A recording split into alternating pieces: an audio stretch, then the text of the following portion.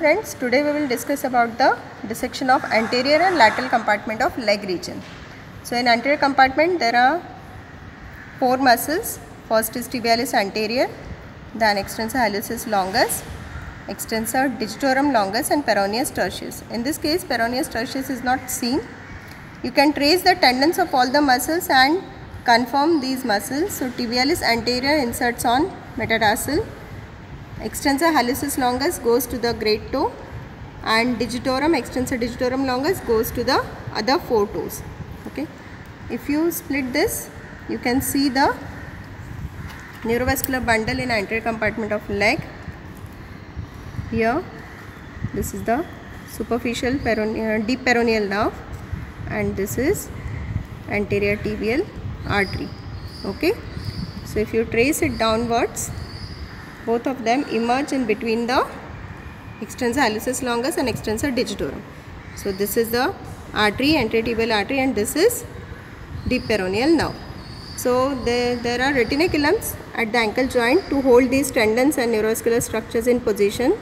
There are 2 retinaculums. This is the part of the superior extensor retinaculum, and there is another retinaculum called as inferior extensor retinaculum, which is having a stem on the lateral side and then it splits like a Y on the medial side.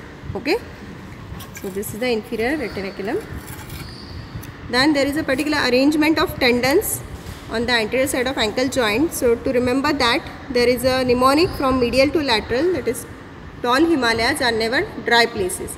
T for tibialis anterior, H for extensor hallucis longus, R never, A is for artery, that is anterior tibial artery, and N is for nerve, which is deep peroneal nerve, and dry, D is for extensor digitorum, and places, P is for peroneus tertius.